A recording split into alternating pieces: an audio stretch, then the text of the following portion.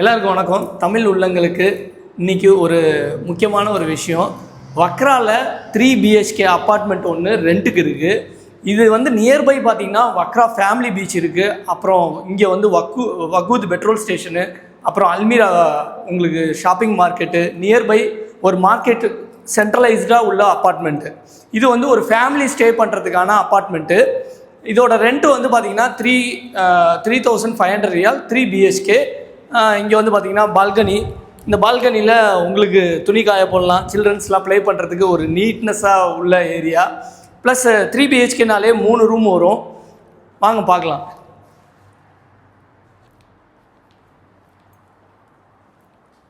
இங்கே கிச்சன் பார்த்தோம் நம்ம. இப்போ இது கிச்சனு. அதுக்கப்புறம் இன்னும் வந்து பார்த்திங்கன்னா இந்த சைடு டாய்லெட், அப்புறம் உங்களுக்கு 2 டாய்லெட் கொடுத்துருக்காங்க. கொஞ்சம் லார்ஜ் ஸ்பேஸாக இருக்கும். ஃபேமிலியோடு நீங்கள் லீவ் பண்ணும்போது உங்களுக்கு யூஸ்ஃபுல்லாக இருக்கும்.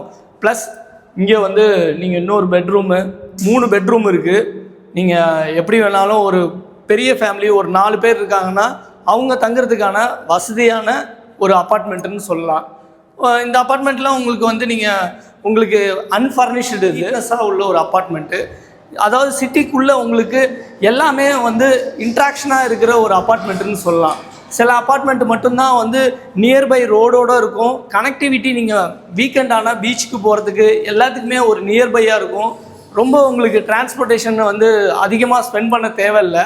சிட்டிக்குள்ளே இருக்கிற அப்பார்ட்மெண்ட்ஸில் இது வந்து கொஞ்சம் எல்லாமே கனெக்டிவிட்டியாக இருக்கும். மக்களே, இந்த வக்ரா அப்பார்ட்மெண்ட்டு உங்களுக்கு யாருக்காவது தேவைப்பட்டுச்சுன்னா வேணுங்கிறவங்க நான் கீழே வந்து என் நம்பர் கொடுத்துருக்கேன், காண்டாக்ட் பண்ணுங்கள். கண்டிப்பாக உங்களுக்கு ஒரு நல்ல அப்பார்ட்மெண்ட் நியர்பையாக உங்களுக்கு எல்லாமே ஹோட்டல்ஸு எல்லாமே நியர்பையாக இருக்குது. கண்டிப்பாக நீங்கள் வந்து என்னோடய நம்பருக்கு காண்டாக்ட் பண்ணுங்கள். ஓகே மக்களே, தேங்க்யூ.